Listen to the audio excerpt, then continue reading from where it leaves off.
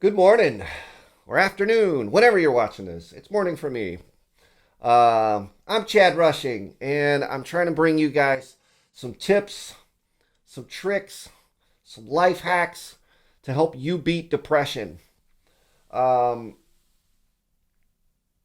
I think you can beat it. I really do. I think you have to be constantly vigilant. Um, I think it does get easier over time, but I think it's doable. So let's talk about today's tip. Um, it's going to be a twofer because these are ones that I haven't gone into the research of, and I'll post research. I might do a video on each one in the future, but this is personal experience here, or as they call it in the scientific community, anecdotal evidence. All right. Um, we're going to talk about social media and tidiness. I've noticed this week. I got this new camera, and it's actually a phone. So it's amazing what we're doing with technology now. Um, but I got this, and I put Facebook back on it. Um, you got to log in through a bunch of things and blah blah blah. And then instead of removing it, I took it. I left it on there. I've taken a lot of social media off my phone uh, in the past up until this week, and wow, you guys, the difference. You know, right now it's a time of upheaval. For those of you watching in the future, we're in the middle of June, toward the end of June, and it's 2020. Enough said. We've got, social upheaval. We've got the largest civil rights movement in history happening right now. And of course, there's still a global pandemic happening. Um, and something like what is it? 45 million Americans are out of work right now. There's a lot of stuff that is uncertain, and that's usually not a helpful thing when you're dealing with mental health issues like depression or anxiety. Um, and so I left Facebook on my phone, and I found myself going right back to those old habits, scrolling all the time. And I'm feeling myself just go down the rabbit hole of not really good places. Um, just, and I've also noticed, and it could be, the two things working in tandem. And that's part of why I'm not going to really talk about the research right now, because I'm focusing on what I'm currently experiencing, and I want to share that with you. I just, and then I find myself, and here we go with our five basics that we've already talked about. It's messed with all of them. I'm not going to sleep on time like I should, which that so far has been the biggest impact that I've noticed. I've messed with all of the variables. The only one I haven't really messed with is meditation, just because that gives me that space to sort of check in with myself and see what's really going on. And y'all, it's not super pretty right now. Um, that sleep, y'all, getting up in the morning has been really hard. Um, you know, Workouts were crap. Uh, I didn't want to eat healthy. And then on the days that I went to bed early, uh, you know, I hadn't eaten well, and I'd still wake up even with plenty of sleep, and you just felt like garbage. And then, when I didn't drink enough water, that hydration, just still, again, I could still go to bed earlier and still wake up feeling unrested. So, those five things you've got to do in tandem. And then the workouts, a way to check in physically too. I didn't go as hard as I want as usual this week because I kind of wanted to see, if there's a major effect as far as how hard you work out. Um,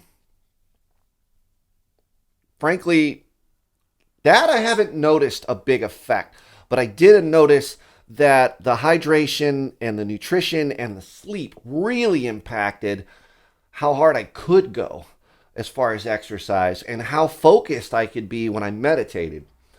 And then again, social media has had it's just not had a great impact on me. It makes me not want to go to bed on time because who you get that what do they call it, the slot machine effect where you're constantly looking for that little bit of reward. Um, I you guys,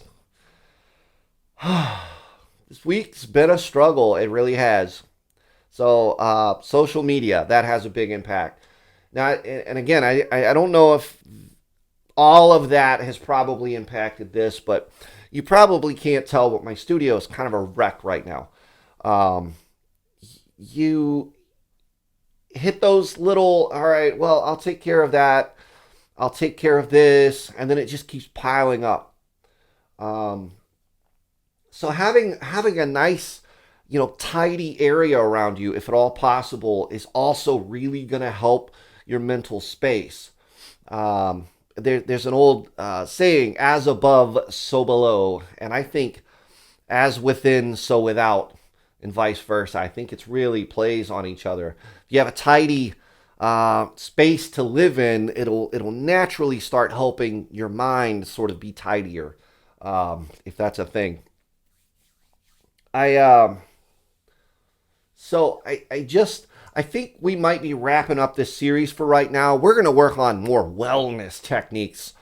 I think it's important to beat depression, but I think it's also important to look at what's right and figure out how to do that more.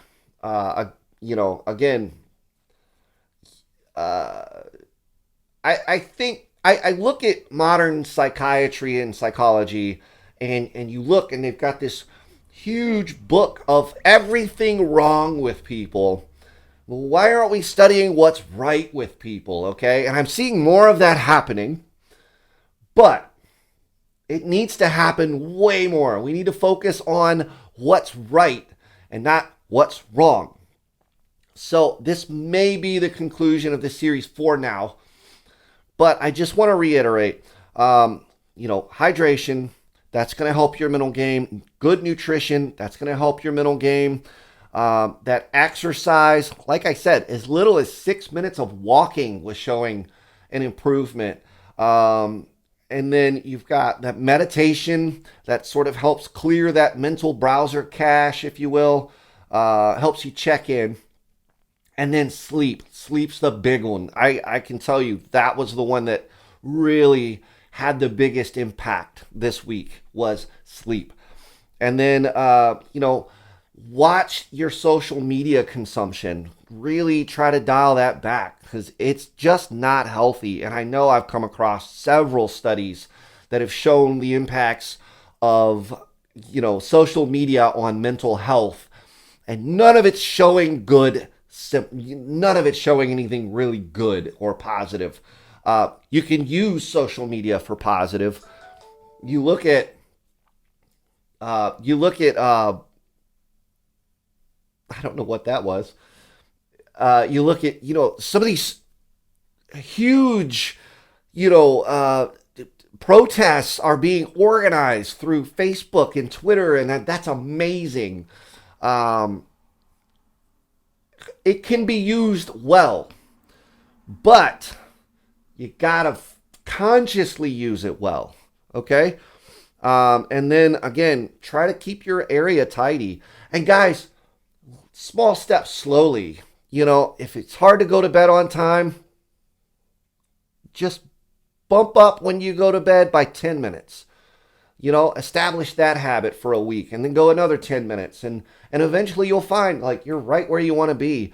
Add one more glass of water a day, instead of, try to find healthier things to snack on. I went from eating like chips every night to, like I've gotten where I really like, like cashews and whatever I can find that's healthy to try to snack on. And I'm even getting to the point where I don't even want to snack at night anymore.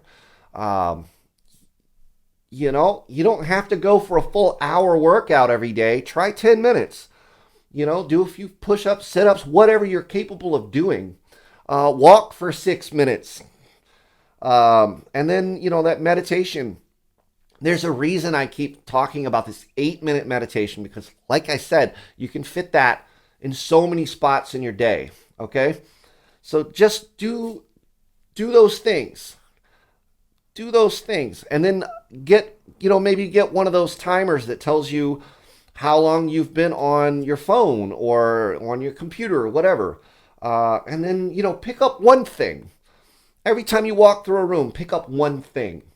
And it's amazing how quickly you'll find, oh, wow, everything's just tidy. And I got to take that advice too. So I love you guys. Just do your best. Do your best. Small steps slowly. Celebrate those small successes and build on them. All right?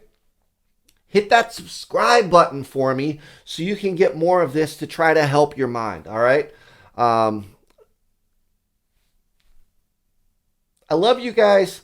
I really want you to feel better on a daily basis. And I really think we can beat depression. I think we can. I really do.